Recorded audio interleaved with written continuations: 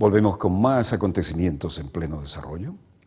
Y esto representa ver cómo se jugaron hoy las fichas en el Medio Oriente después de estas contundentes declaraciones del Departamento de Estado, de los voceros más altos de Washington, a ver si alguna vez entiende Netanyahu que no puede seguir jugando al niño malcriado, ¿no? Veamos los acontecimientos en pleno desarrollo. Esto es lo que nos estaba diciendo el vocero de mayor nivel hasta ahora, y no estaba improvisando, estaba leyendo. Los aplausos que recibió, y vean que había gente de la comunidad hebrea. ¿Cómo reaccionó Netanyahu? Dijo, sé que las cosas que dije hace unos días ofendió a los árabes de Israel, no tenía ninguna intención para que esto sucediera, lamento esto. Mis acciones como primer ministro, incluyendo las grandes inversiones en los sectores minoritarios, pueden demostrar lo contrario.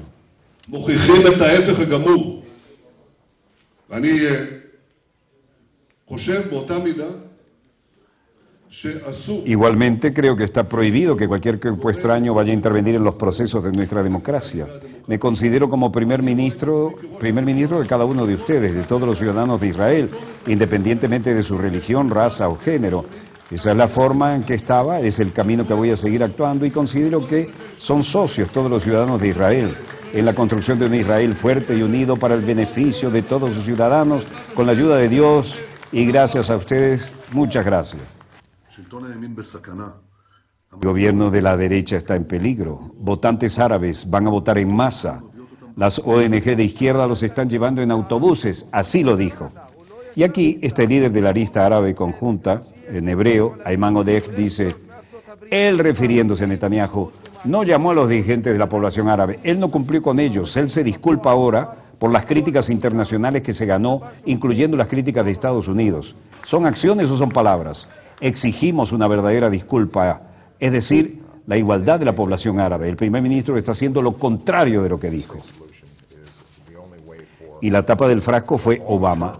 Seguimos creyendo que una solución de dos estados es la única manera de que la seguridad a largo plazo de Israel se establezca si quiere quedarse tanto en Estado judío y democrático. Yo indico que dadas las declaraciones previas a la elección, que va a ser difícil encontrar un camino donde la gente seriamente pueda creer que las negociaciones son posibles.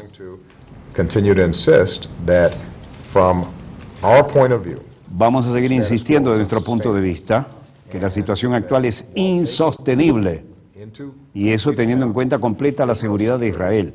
No podemos a perpetuidad mantener este status quo. ¿Hay que ampliar los asentamientos? No, esa no es una receta para la estabilidad en la región. El reportero dice, ¿hay alguna razón en este punto de creer que es serio Netanyahu acerca del Estado palestino? Bueno, lo llevamos a sus propias palabras, cuando dijo que no iba a suceder durante su ministerio primero, y por eso es que tenemos que evaluar lo que está disponible para asegurarse de que no vemos una situación caótica en la región como una opción. ¿Y cuál fue la reacción de su advertencia el día de la elección sobre los votantes árabes dirigiéndose a las urnas? Bueno, esta actitud nos indicó que este tipo de retórica era contrario a lo que es la mejor de las tradiciones de Israel. Eso pese a que Israel se fundó sobre la base de la patria judía histórica y la necesidad de tener una patria judía. La democracia israelí se ha basado en todo el mundo y en el país siendo tratados con igualdad y justicia.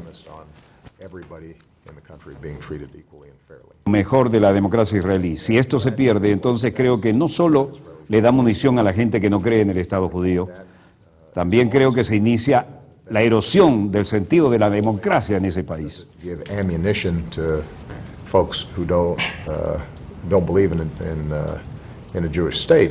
But it also, I think, starts to erode, the meaning of democracy. Can you unring that bell, basically? Y luego el reportero de Huffington le hace la pregunta y él dice, bueno, creo que es probablemente una pregunta que usted debe dirigir al primer ministro, no a mí. Yo no creo que vaya a tener un impacto significativo. Obviamente hay escepticismo considerable en Israel. Bueno, ayer el presidente israelí, Reuven Rivlin, decía, volviendo sobre estas curvas en derrape descaradas e incomprensibles actitudes de Netanyahu. Trataba de hacer control de daños como presidente al fin. Hemos pasado por una temporada tormentosa y una apasionada elección. Este es el momento de iniciar el proceso de fusión y de curación de la sociedad israelí. Vean que no improvisa, lee.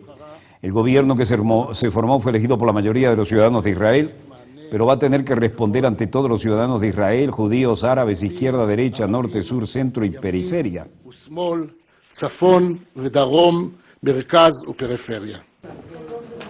Luego agregó, compartimos la opinión del presidente de que la gente dijo que lo que quiere es, de forma clara y decisiva, esto lo dice Ziv Elkin, miembro hebreo del Likud.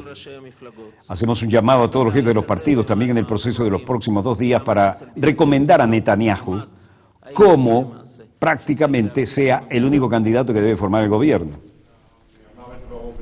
Luego, Gilad Erdan, miembro del Likud, decía, expresamos nuestra profunda tristeza por la mala interpretación dada a otra observación del primer ministro en la jornada electoral para animar a los votantes del campo nacional.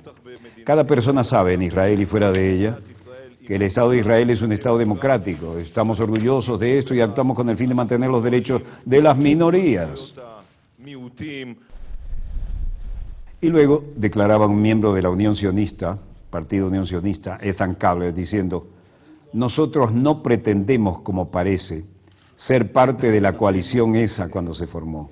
Por lo tanto, tenemos la intención de liderar la oposición contra Netanyahu, encabezada por Isaac Herzog.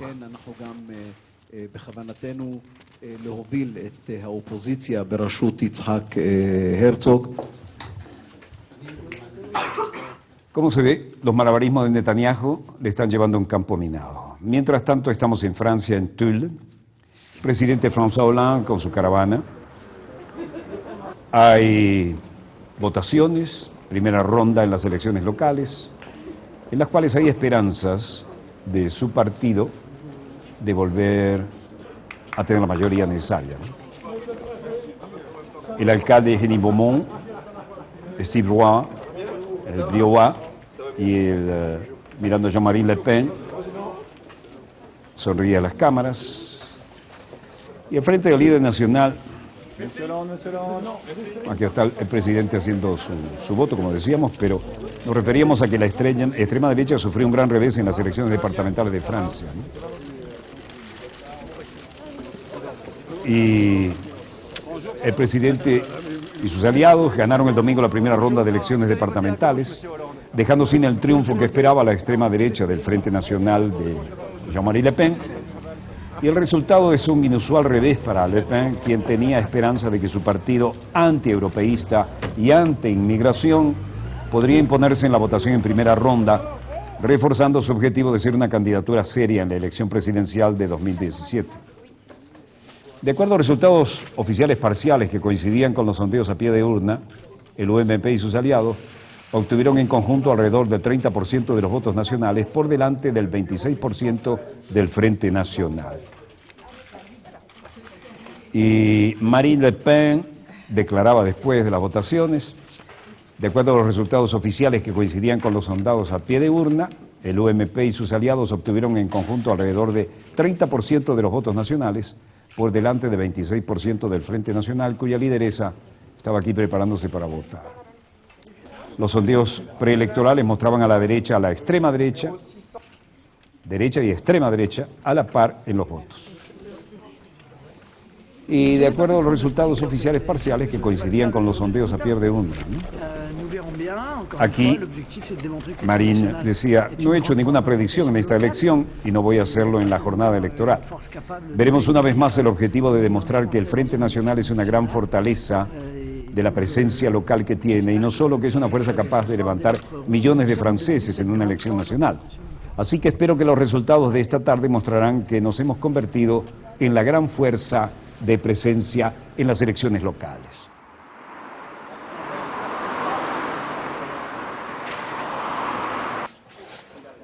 En París, mientras tanto, Sarkozy daba unas declaraciones y decía: à tous ceux qui ont fait le choix de voter pour le Front National. Decir a todos los que hicieron la elección de votar por el Frente Nacional que entendemos sus frustraciones, pero esta fiesta que tiene el mismo programa económico como la extrema izquierda, que dio la bienvenida a la elección del nuevo gobierno de extrema izquierda griega, no va a resolver los problemas de Francia. Por el contrario, solo se harán peores. Y me confirman que no habrá ningún acuerdo local o nacional con los dirigentes de ese partido. Qu'il n'y aura aucun accord local ou national avec les dirigeants de ce parti. Y luego dijo, yo estoy llamado a todos los republicanos para bloquear la extrema derecha en la segunda vuelta. Todos los republicanos, y digo todos los republicanos. Eso lo decía Manuel Valls. Todos los republicanos, y digo todos los republicanos, se enfrentan a sus responsabilidades de esta noche. Yo estoy llamando a cada uno de ellos a que se comporten de manera clara y podamos conducir a la votación del candidato republicano desde la izquierda y desde la derecha, cuando se enfrente solo al partido de la extrema derecha. De gauche ou de droite, quand il fait face seul à l'extrême droite. Primeros resultados a boca de urna conceden la victoria a la coalición formada por la Unión para el Movimiento Popular de Sarkozy, mientras que la ultraderecha quedó sin oportunidad en esta primera vuelta y el Partido Socialista del actual mandatario François Hollande resultó el gran derrotado de los comicios. Marine Le Pen dice, el Frente Nacional logró en las elecciones locales para ir ampliamente sobre sus resultados en las elecciones europeas y este voto masivo por el Frente Nacional que está teniendo sus raíces, elección tras elección, muestra que los franceses quieren recuperar su libertad y que un gran número de nuestros compatriotas entendieron que otra política es posible. Y luego dijo,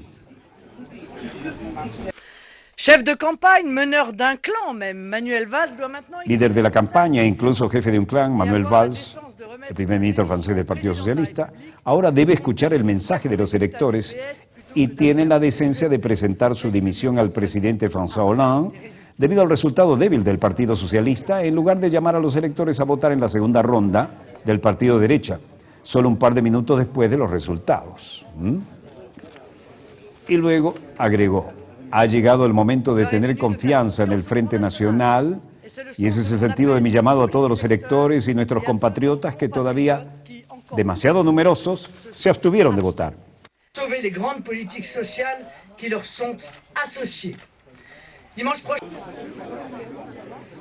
Bueno, la familia Le Pen logra, después de los descalabros de la conducción, un protagonismo que muchos hubieran deseado que no tuvieran. Las tres Francias están representadas en la portada de Liberación, pero la realidad es que ahí hay un crecimiento sustantivo de la gente de Le Pen. Este es el subdirector general de la encuestadora IFOP Francia, Frédéric Dabi, haciendo su análisis. 01 72 34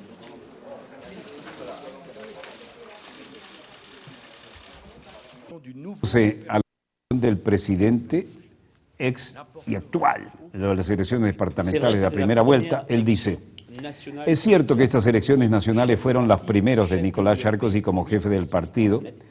Para él esto es una victoria muy clara. Sale por primera vez en las urnas de votos que no se habían previsto en las últimas encuestas de la UMP y el Frente Nacional, que fluyeron cuello a cuello con algunas incertidumbres. Y la izquierda, claro, que fue eliminada en 512 distritos, no lo hizo así. Y luego, refiriéndose a la dama en cuestión, Frédéric Dabi, de la encuestadora IFOP, dijo, los resultados de estas elecciones deben ser interpretados con cuidado por el Frente Nacional, pero seamos honestos y directos. Es cierto, el Frente Nacional no sale por primera vez como pronostican algunas encuestas, pero está claro que el Frente Nacional confirma su avance, se realiza durante las elecciones europeas con el 26% de los votos. Lo mejor es la puntuación del Frente Nacional en las elecciones, precisamente a nivel nacional. El Frente Nacional está pasando a la segunda ronda en 1.100 distritos. Se impuso en 43 contados por encima de todo y es un símbolo, pero los símbolos cuentan en la política. Y el Frente Nacional obtiene concejales elegidos ya en la primera vuelta, algo que no había ocurrido antes. Bueno, pequeño terremoto político. Mientras tanto, en Berlín hay una presencia de Alexis Tsipras, Angela Merkel recibe a Tsipras con honores militares en la Cancillería, como corresponde.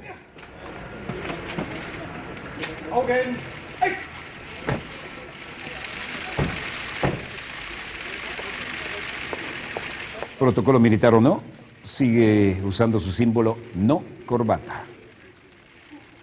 Alexis Tsipras, su primera visita a la sede de la Cancillería alemana desde que asumió el mando del gobierno en Atenas hace casi 2 meses. Decenas de fotógrafos y cámaras de televisión, Merkel y Tsipras se estrecharon sonrientes la mano como acabamos de ver un par de veces, antes de saludar a sus respectivas delegaciones y escuchar los himnos nacionales de ambos países. Alfombra roja, guardia de honor, presentación personal. Ambos líderes mantendrán una entrevista centrada en las reformas económicas que diseña Atenas y en los problemas de liquidez de Grecia, tal cual está previsto que comparezca una rueda de prensa. Estos temas van a aparecer indudablemente y continuarán después su conversación bilateral, pero ya más en privado durante una cena. La reunión se celebra a invitación de Merkel y tiene lugar después del encuentro que ambos mantuvieron el jueves en Bruselas, junto al presidente de Francia, François Hollande, y los presidentes de la Comisión Europea y el Banco Central Europeo, el Consejo Europeo y el Eurogrupo.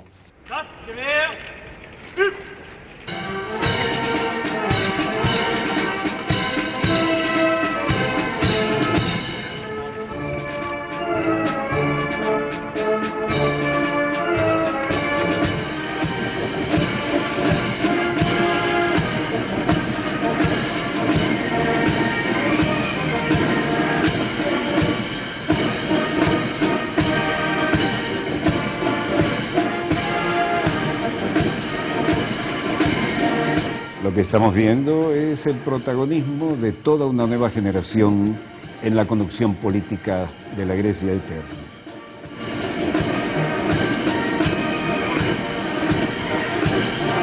El portavoz del gobierno alemán, Stefan Seibert, recordó en rueda de prensa previa a la entrevista de hoy que esta cita no pretende competir ni sustituir las decisiones que toma el Eurogrupo. Sobre la mesa estarán de nuevo los problemas de liquidez de Atenas y sus dificultades para cumplir con sus obligaciones de la deuda si es que no recibe asistencia financiera a corto plazo. La preocupación es que Tsipras ha trasladado por escrito a Merkel y a otros líderes europeos. Antes de la reunión, el gobierno de Berlín rechazó la propuesta del ministro de Asuntos Exteriores griego, Nikos Koszias, de crear un comité de sabios, un comité conjunto para abordar la reclamación griega de las reparaciones de guerra por los estragos causados por los nazis en la Segunda Guerra. Había manifestaciones pro y contra de todo tipo. Y para nosotros el capítulo de las reparaciones, esta política está jurídicamente zanjada, manifestó una vez más el portavoz del Ministerio de Exteriores alemán, Martin Schöffer. Según informó el Partido de los Verdes, mañana Alexis Tsipras mantendrá sendas reuniones en Berlín con los líderes de la izquierda y de los Verdes, los Grüne, las dos formaciones de la oposición parlamentaria. Despertó cierta expectación la presencia del joven líder griego.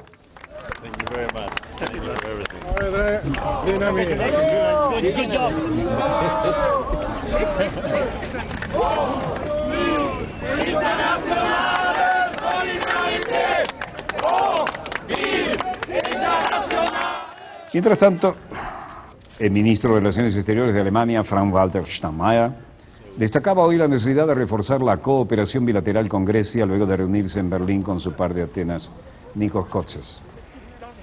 No podemos permitir que las, sin duda, grandes y complejas cuestiones que debemos solucionar conjuntamente en Europa socaven el sólido fundamento de las relaciones greco-alemanas, dijo Steinmeier esta misma noche en Berlín, horas antes de que el presidente griego Alexis Tsipras arribara a la capital alemana para reunirse, como acabamos de ver, con la canciller Angela Merkel. El representante de Exteriores señaló además que las partes acordaron evaluar de modo conjunto el estado de las relaciones. A todo esto, en el corazón del gobierno alemán había importantes encuentros como parte de las agendas, pero hoy era el presidente George Christodoulou quien decía en esta bilateral, después de estrechar la mano del representante local, Estos son tiempos difíciles y es un compromiso nada sencillo de ambos bandos. No podemos permitir que las sin duda grandes y complejas cuestiones que debemos solucionar conjuntamente en Europa socaven el sólido fundamento de las relaciones greco-romanas. En Atenas, la contraparte de la conducción declaraba en referencia a la agenda que se está desarrollando en Alemania. Christodoulo, un residente de Atenas, decía: estos son tiempos difíciles, tenemos un compromiso sencillo de ambos lados, no hay que empujarlos hasta el borde, pero debían también hacia abajo, o las cosas se pondrían difíciles. Un compromiso mutuo, de lo contrario no van a ganar nada, y lo mismo ocurriría con nosotros. Este no identificado no quiso dar su nombre. Dice: me gustaría que él, Alexis Tsipras, sea un poco más grave, no actuar de forma teatral como el ministro de Finanzas, Yanis Varoufakis y los demás. Hay que ser un poco más responsable y pensar en el futuro del país y no en los intereses del partido. Bueno, está respirando por la herida, es un opositor, ni siquiera quiso dar su nombre. Estamos superando la situación con nerviosismo. No teníamos confianza en absoluto en el gobierno anterior, que era completamente incompetente. Y no tenemos ninguna confianza tampoco en el actual, que parece creer en ideologías obsoletas del siglo XIX.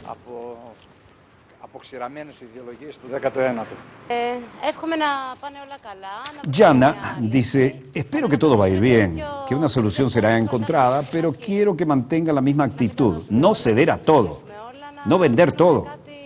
Pero si algo va a ayudar a Grecia, que sea Grecia, no a los extranjeros y a los bancos.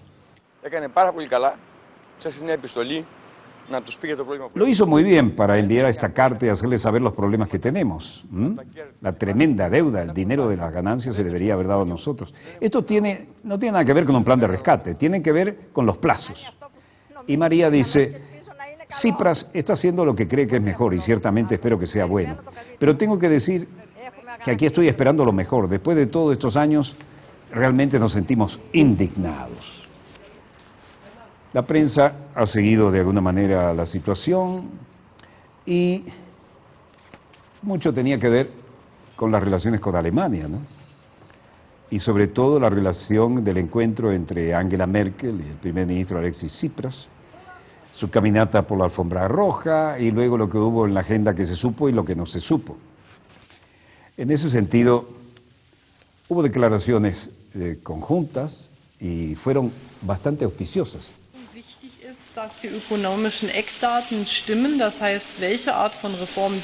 Merkel dijo: es muy importante que se cumplan los pilares económicos.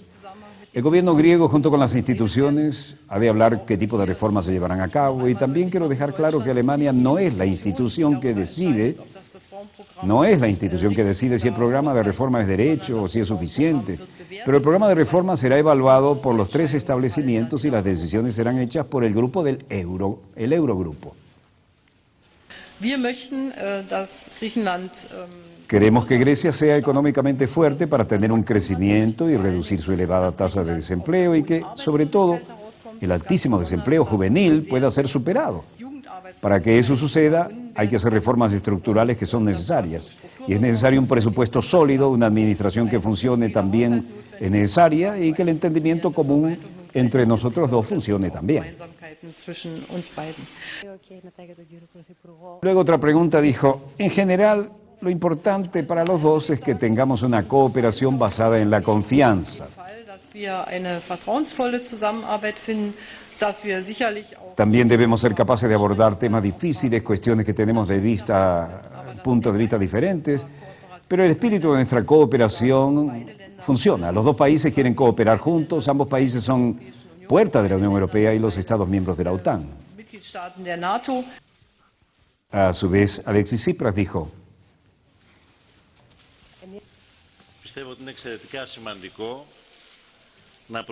esta reunión es muy importante para nosotros, para comprendernos mejor unos a otros, y no hay otro camino que el del diálogo.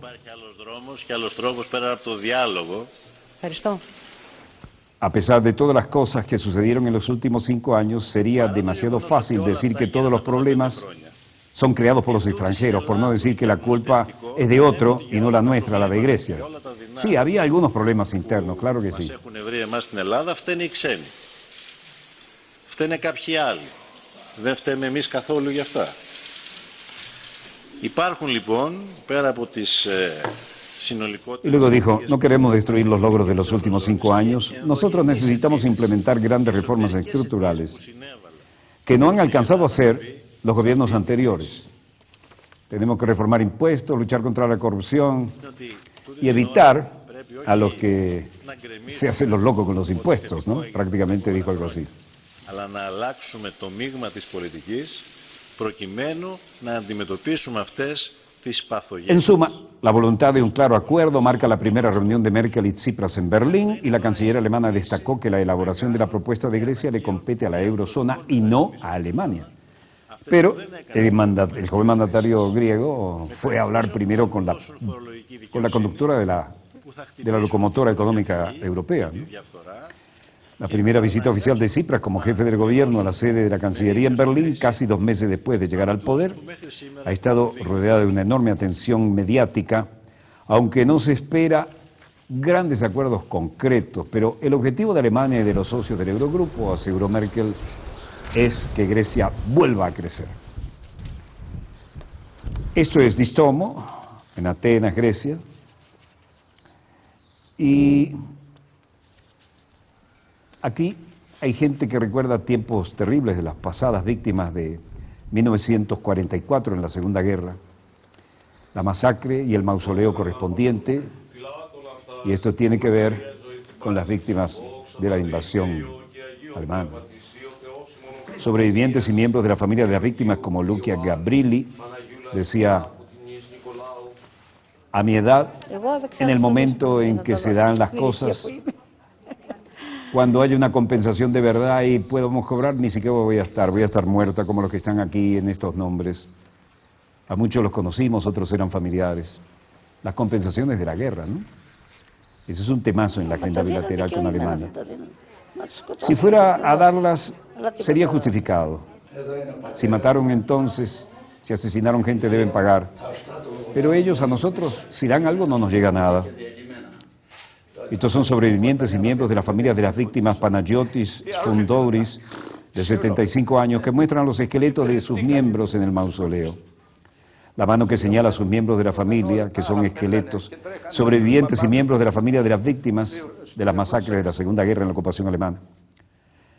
Panagiotis dice: cuando un niño no tiene a sus padres, no tiene nada. No hay nada más importante que tener a los padres. Cuando todos los otros niños estaban jugando con sus padres, yo perdí todo. Perdí todo mi mundo. Αυτό είναι μακάρι να γίνει, αλλά δεν το βλέπω τίποτα. Y aquí algunos de los responsables de la masacre de aquella época, y algunos también que fueron recordados porque no fueron tan graves los asuntos. Pero los sobrevivientes dicen: no hay un solo político griego en cualquier columna vertebral que tenga las agallas de ponerse de pie y ser asertivo. Es una pena. Y lo que estamos viendo ahora es otra realidad: Polonia. Hoy de vehículos de Estados Unidos haciendo su retorno a Alemania. Drawsko, Pomorskie, Polonia. Aquí hay gente que le recuerda etapas de muchas crisis, pero todo el mundo mantiene su estado de preparación, ¿no? Y últimamente le han ordenado a las tropas estadounidenses mantenerse en el mayor estado de preparación y alerta. Przystosowuje te procedury wobec swoich potrzeb. My tutaj je sobie porównujemy, wyciągamy wnioski. Y junto con ellos, es Sebastián Sarnocchi, miembro de la primera brigada de caballería aérea de Polonia. Recuerda aquella carga heroica, suicida, de la caballería polaca en la Segunda Guerra contra los Panzer, ¿no? Cada ejército adapta sus procedimientos a sus necesidades. Las comparamos, sacamos conclusiones y mejoramos los procedimientos. Estamos tratando de cooperar con los aliados de la mejor manera que podamos. Jakub Wojtal, polaco, Infantería Ligera Canadiense, Tercer Batallón, Princesa Patricia. Estamos entrenando como soldados polacos con ellos, con el fin de saber cómo trabajar juntos, como si no hubiera pasado nada. Miembro no identificado de las Fuerzas Especiales Canadienses dice: estamos aprendiendo movimientos desplazamientos por aire, trabajo con helicópteros y la práctica de nuestras tácticas de unidades pequeñas con helicópteros y con otras de la infantería polaca. Es decir, Polonia moviliza parte de sus reservistas en un espectacular ejercicio militar donde aparecen miembros de la OTAN, desde polacos, hijos de los que se radicaron en Canadá, que por su idioma están en posiciones claves acá. Fuentes militares han desvinculado este anuncio de la situación que atraviesa la vecina Ucrania y han precisado que simplemente es un ejercicio para comprobar el grado de respuesta de los reservistas en una hipotética llamada de urgencia que no tiene nada que ver con Ucrania. Precisamente en Pisky, Ucrania, 7 heridos y crecientes temores a una nueva escalada. Aquí, los representantes para la seguridad y la cooperación de Europa, la OSCE, los monitores, caminan por las calles e interrogan a los soldados sobre los últimos bombardeos y las bajas que se han registrado. 6 militares y un civil, como dijimos, resultaron heridos en las últimas 24 horas en esta parte separatista de Ucrania, donde los enfrentamientos continúan a pesar de la tregua, haciendo temer una nueva escalada de la violencia. El portavoz militar ucraniano Andrei Lysenko anunció durante la rueda de prensa que 6 soldados habrían sido heridos, mientras que el Ministerio del Interior informó de la explosión de un obús en la región de Donetsk, por el cual hubo heridas graves a civiles. La situación sigue siendo inestable, como estamos viendo, prácticamente en toda la zona de conflicto, donde los rebeldes emplean masivamente armas de fuego, morteros, lanzagranadas, pero también de forma esporádica. Bombardeos con artillería pesada. Eso lo afirmó Lysenko. Según este portavoz, también se han registrado incidentes en la localidad de Orihove, en Lugansk, y en Pisky, cerca del aeropuerto de Donetsk, en Chiroquiné, junto al puerto estratégico de Mariupol. Ante esta vuelta a las hostilidades, el Centro Internacional para Estudios Políticos, un centro de análisis basado en Kiev, considera que es posible que se produzca una nueva escalada en el este en las próximas semanas si esto sigue así. Mientras tanto, Kiev y Occidente acusan a Rusia de armar a los rebeldes y de desplegar las tropas en el este de Ucrania, aunque Moscú siempre continúa negándolo. Los cascos identifican a la gente de la OSCE, es decir, la Organización para la Cooperación y la Seguridad en Europa, que se hacen presentes en imágenes que ya parecen como demasiado repetidas, ¿no? Pero estas fueron recibidas hoy.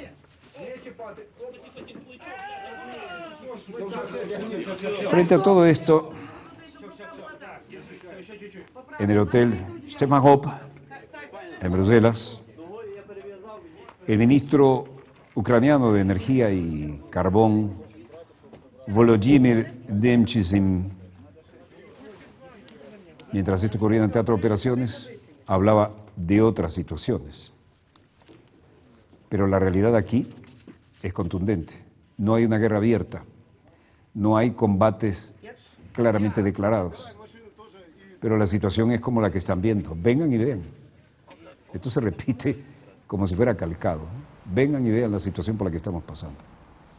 Bruselas, como les decía, general ministro Volodymyr Demchizin, diciendo: la parte rusa entiende que necesitan controlar de una manera la mina de carbón para tener un peso competitivo. Mientras tanto, su precio será más alto que el precio del mercado o el precio para el gas que podemos obtener de Europa, para que podamos lograr no depender de esto, no necesitar del gas ruso.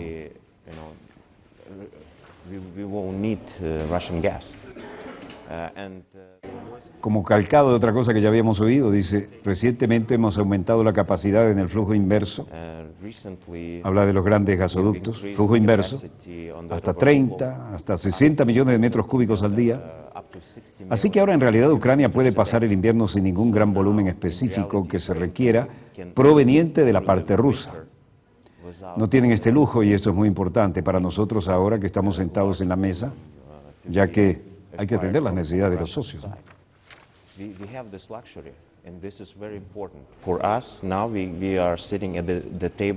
Creo que este es un tema muy comercial que no va a afectar la geopolítica, pero la geopolítica terminará afectando definitivamente este acuerdo.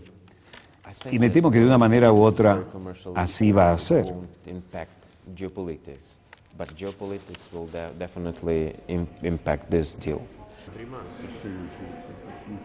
Mientras esto ocurría allí, en España el tema obvio son las elecciones. Teresa Rodríguez, líder de Podemos Andalucía. Qué buena la votación de Podemos.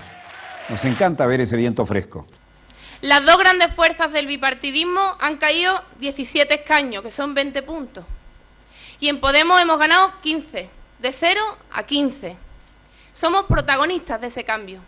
Somos protagonistas de la creación de nuevas alternativas, de la creación de nuevas iniciativas que estén a pie de calle para dar respuesta a la urgencia de la mayoría de la población en nuestra tierra, que es mucha.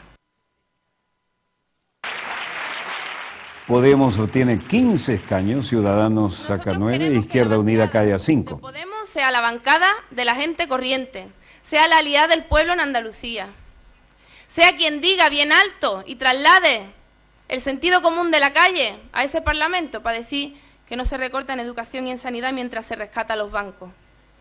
Nosotros queremos que esa gente lleve adelante además, y lo vamos a hacer, un trabajo parlamentario brillante, como lo estamos haciendo en el Parlamento Europeo, demostrando que hacer política es una cosa que está a la altura de la ciudadanía corriente.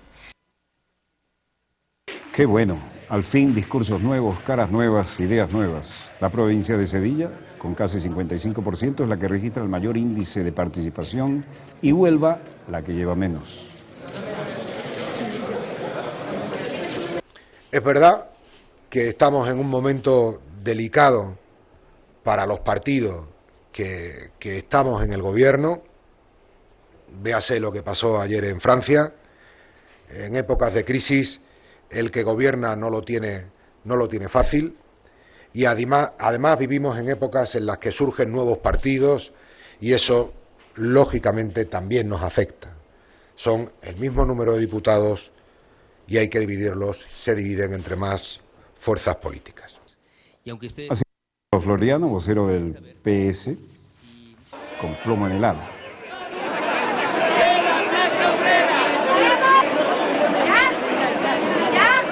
Marcha de la Dignidad en Madrid. Paren los desahucios, ¿eh? La vivienda es un derecho, no un negocio. Se quedan con la plata y además se quedan con la vivienda y tiran a la gente a la calle. Esto es de una falta de humanidad increíble.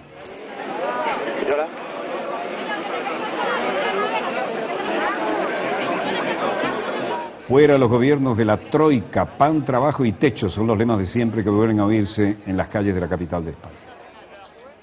Vengo de Toledo y hay que venir a Madrid porque no podemos seguir quedándonos en casa aguantando. Nos están quitando la sanidad, nos están quitando la educación, nos están destrozando el país y hay que venir a Madrid todo el mundo a quejarse. Estamos muy indignados. Es un pueblo sin ilusión, sin esperanza, sin dignidad, sobre todo, es lo que necesitamos. Luchar por nuestra dignidad, es luchar por nuestro futuro, luchar por el futuro de nuestros hijos.